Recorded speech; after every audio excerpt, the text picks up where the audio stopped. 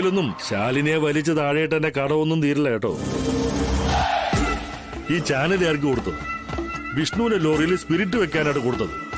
അങ്ങനെ കാശ് കുറച്ച് നല്ല രീതിയിൽ എന്റെ കയ്യിൽ നിന്ന് മുടക്കിയിട്ടുണ്ട്. ഇത് എനിക്ക് വേണ്ടി മാത്രം ഞാൻ ചെയ്തതല്ല, എല്ലാവർക്കും കൂടെ വേണ്ടിട്ടാ. ചിറ്റപ്പ, ഇത് ചിറ്റപ്പ ഞങ്ങൾക്ക് വേണ്ടി ചെയ്ത പുണ്യോ? ഈ പുണ്യത്തിന് കണക്ക് നോക്കാതെ സുസ്മിത കാശ് തരും. ഇതെങ്ങനെ ഒപ്പിച്ചു? ശാലിനിയുടെ കസേര മാറ്റം അവൾ അറിഞ്ഞുകൊണ്ട് സ്വയം ഒഴിഞ്ഞതോ അതോ ഒഴിപ്പിച്ചതോ? സ്വയം ഒഴിയാനോ? അവള് എടോ മന്ത്രിയെ കൊണ്ട് നിർബന്ധിത ലീവിൽ പോണോന്ന് പറയിപ്പിച്ചു. മന്ത്രിക്ക് തറയെ നിൽക്കാൻ പറ്റാത്ത രീതിയിൽ നല്ല പ്രഷർ കൊടുത്തു. മീഡിയ, പ്രതിപക്ഷം, പിന്നെ നമ്മളെ പൊതുജനം ഉണ്ടല്ലോ.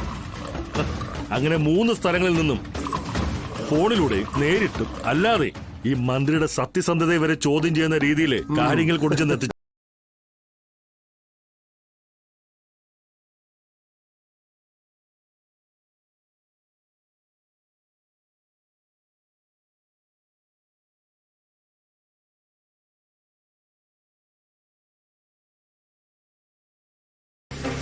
ഇപ്പൊ നമ്മൾ സിയേഴ്സ് പറയാൻ പോകുന്നത് ഒരു ഇരട്ട സന്തോഷത്തിന്റെ പേരിലാണ്. ഇരട്ട ജീവപര്യന്തം കേട്ടിട്ടുണ്ട്. ഇരട്ട സന്തോഷം എന്ന് പറഞ്ഞു കേൾക്കുന്നത് ആദ്യമായിട്ടാണല്ലോ. ശരിക്കും പറഞ്ഞ അവർക്ക് രണ്ടുപേർക്കും ഇത് ജീവപര്യന്തം തന്നെ. ഒരാൾക്ക് ജോലി സ്ഥലത്തും നാട്ടിലും പുറത്തിറങ്ങി നടക്കാൻ പറ്റാത്ത അവസ്ഥ.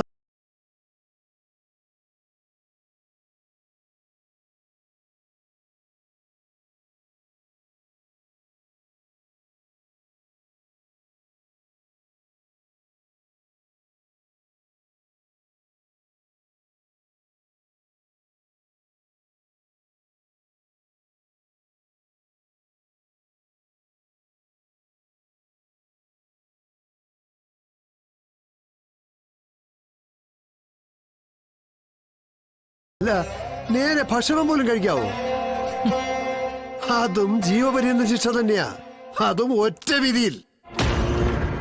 സന്തോഷിക്കാൻ ഇതിൽ പരം മറ്റെന്ത് വേണം? അപ്പൊ ഇന്നത്തെ ചിയേഴ്സ് ഈ ഇരട്ട ജീവപര്യന്തത്തിന് തന്നെ. അപ്പൊ ചിയേഴ്സ്.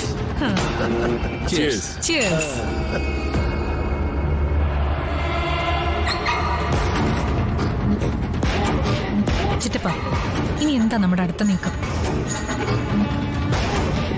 ഇനിയുള്ളത് ഒരു വെടിവെപ്പ, കാടിളക്കിയുള്ളൊരു വെടിവെപ്പ്. അതിൽ ഒളിച്ചിരിക്കുന്ന വിഷ്ണു പുറത്ത് കാണുന്നു. അവനെ ചാടിക്കണം. അതത്ര പെട്ടെന്നൊന്നും നടക്കില്ല. കാരണം കുറുക്കന്റെ ജന്മം അവനുള്ളത്. കുറച്ചുനാൾ അവനെ വിഷ്ണുബ്രോ എന്ന് വിളിച്ച് പിന്നീട് നടന്നുള്ളതുകൊണ്ട് പറയുക. പ്രത്യേകിച്ചും ചന്ദ്രബോസ് സാറിന്. ഇത്രയൊക്കെ ചെയ്തു തീർക്കാൻ അറിയാമെങ്കിൽ ഇനി അവന്റെ ജീവനും ഞാൻ തന്നെ എടുക്കണമെന്നാണ് അവന്റെ നിർബന്ധമെങ്കിൽ അതും നടത്താടാ. എന്റെ കാൽ ചോട്ടിലോട്ട് അവൻ വരട്ടെ. പ്രതിയെ പിടിക്കുന്നതിനിടയിൽ ജീവൻ ആപത്ത് വരുമെന്ന് തോന്നുവാണെങ്കിൽ ഒരു അസിസ്റ്റന്റ് സിറ്റി പോലീസ് കമ്മീഷണർക്ക് റിവോൾവർ ഉപയോഗിക്കാതെ അറിയാമല്ലോ. ചുട്ടുകളെ ഞാൻ അവനെ. എന്റെ അടുത്ത് അത് ഞാൻ കളിക്കാൻ വന്ന. ചിറ്റപ്പ, അത് അറ്റകൈ പ്രയോഗമല്ലേ? അതിനു മുമ്പ് നമുക്ക് അവനെ സറണ്ടർ ചെയ്യിപ്പിക്കണം.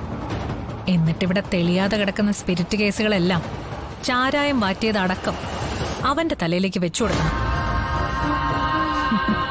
ഇനി മുതൽ നാട്ടുകാരവനെ സ്പിരിറ്റ് വിഷ്ണു എന്ന് വിളിക്കുന്ന രീതിയിലേക്ക് കാര്യങ്ങൾ കൊണ്ടെത്തിക്കണം. ഭർത്താവ് സ്പിരിറ്റ് വിഷ്ണുവായി അകത്തു പോയാ കളക്ടർ അഭിമാനം ഓർത്ത് ഒന്നുകിൽ രാജിവെക്കും, ഇല്ലെങ്കിൽ ട്രാൻസ്ഫർ വാങ്ങി ഏതെങ്കിലും അന്യ സംസ്ഥാനത്തേക്ക് പറക്കും, ഇല്ലെങ്കിൽ പറപ്പിക്കും നമ്മള്. നമ്മളപ്പോ ഇവിടെ നമ്മുടെ മദ്യസമ്പത്തുമായി പുതിയ രീതിയിൽ നമ്മുടെ ബിസിനസ് സ്റ്റാർട്ട് ചെയ്യുന്നു. അങ്ങനെ ഇവിടെ പുതിയ മദ്യരാജാക്കന്മാർ പിറവിയെടുക്കും.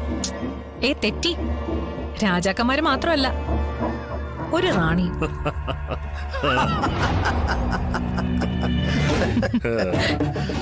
അല്ല, അപ്പൊ പിന്നെ ഞാനോ?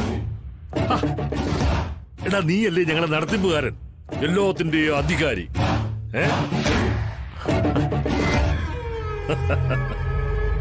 പോകുന്നില്ലെന്നോ? പപ്പിയുടെ അച്ഛൻ അവിടെ വലിയ ബഹളം ശാരദാമ്മേ. ശ്യാമാന്റിയെ തല്ലാനൊക്കെ ചെന്നു. പപ്പിക്ക് അവിടെ നിൽക്കാൻ പേടിയാന്നാ പറയുന്നേ. അതൊക്കെ ശരി തന്നെ. പക്ഷെ പപ്പി ഇങ്ങോട്ട് പോരുന്ന കാര്യം അവിടെ ആരോടെങ്കിലും പറഞ്ഞോ നിങ്ങള്? പപ്പിയെ കാണാതെ അമ്മ അവിടെ തിരക്കി നടക്കില്ലേ? അത് ഇവിടെ വന്നിട്ട് ശാരദാമ്മയെ കൊണ്ട് വിളിച്ച് പറയിപ്പിക്കാന്ന് വെച്ചിട്ടാ. വേഗം വിളിച്ചു പറഞ്ഞോ. ഇനി അതിന്റെ പേരിൽ പുലിവാലുണ്ടാവണ്ട. വാ പപ്പി. ഈ കുട്ടികള്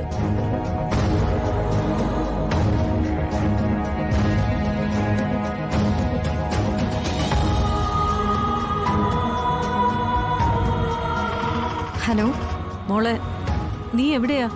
അമ്മേ, ഞാൻ പപ്പിയെ വിളിക്കാൻ സ്കൂളിലേക്ക് പോയിക്കൊണ്ടിരിക്കുക. എന്നാ പോണ്ട.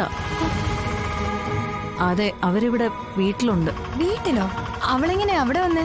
കാര്യങ്ങളൊക്കെ വന്നിട്ട് പറയാം, നീ ഇങ്ങ് വന്നേ. എന്നാ ശരി അമ്മേ, ഞാൻ അങ്ങോട്ട് വരാം. ചേട്ടാ, സ്ട്രെയിറ്റ് പോയിട്ട് ലെഫ്റ്റ് പോണേ.